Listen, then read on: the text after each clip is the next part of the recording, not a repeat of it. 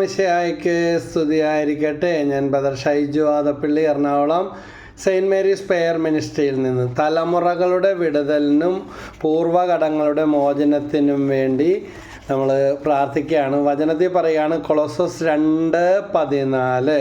അവിടെ പറയുന്നത് എന്താണ്? നമുക്ക് ദോഷകരമായി നിന്ന ലിഖിത നിയമങ്ങളെ അവൻ മായ്ച്ച് കളയുകയും അവയെ കുരിശിൽ തറച്ച് നിഷ്കാസനം ചെയ്യുകയും ചെയ്തു.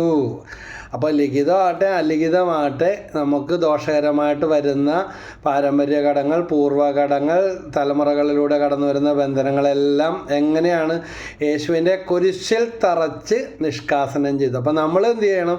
ഈ മേഖലകൾ പൂർണ്ണമായിട്ട് സമർപ്പിച്ചും ഏറ്റെടുത്തും വിട്ടുകൊടുത്തും പ്രാർത്ഥിക്കണം. ഇനി നമ്മുടെ ജീവിതത്തിൽ അങ്ങനെയുള്ള തിന്മകൾ ഉണ്ടാകാതിരിക്കാനായിട്ട് നമ്മൾ പരിശ്രമിക്കണം. പൂർവികരായിട്ട് അനുഷ്ഠിച്ചു വന്നിരുന്ന അനാചാരങ്ങൾ, അന്ധവിശ്വാസങ്ങൾ. കാരണം എസെക്കിയേൽ 18:2 പറയുന്നു, പിതാക്കന്മാർ പുളിക്കുന്ന മുന്തിരിങ്ങ തിന്നു, മക്കളുടെ പല്ല് പൊളിച്ചു എന്ന് ഇസ്രായേൽ ദേശത്തെക്കുറിച്ചുള്ള ഈ പഴമൊഴി നിങ്ങൾ ഇപ്പോഴും ആവർത്തിക്കുന്നത് എന്തിന്? അപ്പോൾ നമ്മളെന്തിനാ അപ്പം പച്ച മുന്തിരിങ്ങ എന്നാൽ അപ്പൻ്റെ പല്ല് പൊളിക്കും, മക്കളുടെ പൊളിക്കത്തില്ല. എസെക്കിയേൽ 18:20 പറയുന്നുണ്ട്, പാപം ചെയ്യുന്നവൻ മാത്രമായിരിക്കും മരിക്കുക. പുത്രൻ പിതാവിൻ്റെ തിന്മകൾക്ക് വേണ്ടിയോ പിതാവ് പുത്രൻ്റെ തിന്മകൾക്ക് വേണ്ടിയോ ശിക്ഷിക്കപ്പെടുകയില്ല.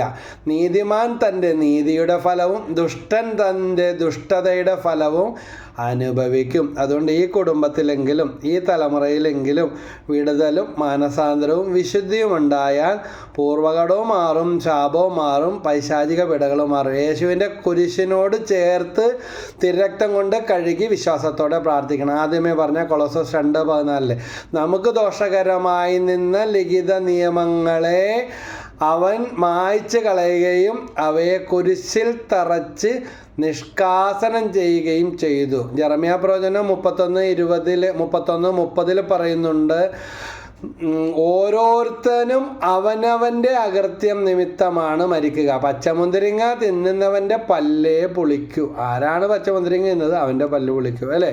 അല്ലെങ്കിൽ അതൊരു അനീതി, അധർമ്മം എന്ന് പറയും. അവരുടെ കടവും പറഞ്ഞ് നമ്മൾ ആ വേട്ടയാടിക്കൊണ്ടിരുന്നിട്ട് കാര്യമുണ്ടോ? അതുകൊണ്ട് ദൈവവചനത്തിൽ വ്യക്തമായിട്ട് പറയുന്നുണ്ട്, ഈ കുടുംബത്തിലെങ്കിലും ഈ തലമുറയിലെങ്കിലും എന്ത് വേണം? വിശുദ്ധി വേണം, മാനസാന്തരം വേണം. യേശുവിൻ്റെ തിരക്തം കൊണ്ട് കഴുകണേന്ന് തിരക്തം കൊണ്ട് മുദ്ര വെച്ച് പ്രാർത്ഥിക്കണം. വീണ്ടും തോബിത്തിൻ്റെ പുസ്തകത്തിൽ 3-ാം അധ്യായം 1 മുതൽ 3 വരെ, ഞാൻ ദുഃഖഭാരത്തോടെ കരഞ്ഞു, ഹൃദയവ്യതയോടെ ഞാൻ പ്രാർത്ഥിച്ചു. വീണ്ടും പറയുന്നു, കർത്താവേ, അവിടുന്ന് നീതിമാനാണ്, അങ്ങയുടെ പ്രവൃത്തികളും അങ്ങയുടെ മാർഗങ്ങളും കാരുണ്യവും സത്യവും നിറഞ്ഞതാണ്. അങ്ങയുടെ വിധി എന്നും സത്യവും നീതിനിഷ്ഠവുമാണ്.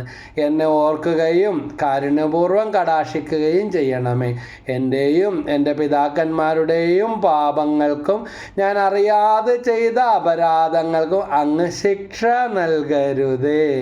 ദൈവം കാരുണ്യവാനാണ്. അതുകൊണ്ട് എന്നെയും എൻ്റെ പിതാക്കന്മാരുടെയും മാത്രമല്ല, ഞാൻ അറിയാതെ ചെയ്ത പാവങ്ങൾക്ക് എന്ത് വേണം? ഇളവ് വേണം, ദൈവത്തിൻ്റെ കരുണ വേണം. പുറപ്പാടിൻ്റെ പുസ്തകം 20-ാം അധ്യായം 5-6 വാക്യത്തിൽ പറയുന്നുണ്ട്, ഞാൻ നിൻ്റെ ദൈവമായ കർത്താവ് അസഹിഷ്ണുവായ ദൈവമാണ്. എന്നെ വെറുക്കുന്ന പിതാക്കന്മാരുടെ കുറ്റങ്ങൾക്ക് അവരുടെ മക്കളെ 3-4 തലമുറ വരെ ഞാൻ ശിക്ഷിക്കും. എന്നാൽ എന്നെ സ്നേഹിക്കുകയും എൻ്റെ കൽപ്പനകൾ പാലിക്കുകയും ചെയ്യുന്നവരോട് 1000 തലമുറകൾ വരെ ഞാൻ കരുണ കാണിക്കും.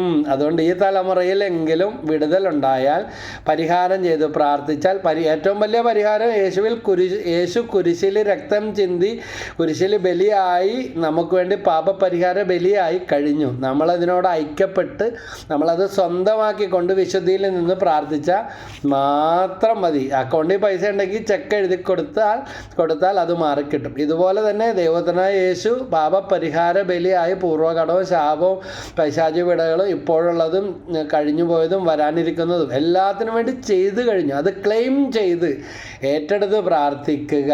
അപ്പോൾ പുറപ്പാട് 20:5-6 വാക്യങ്ങൾ കൽപ്പന പാലിക്കുകയും ചെയ്യുന്നവരോട് 1000 തലമുറകൾ വരെ.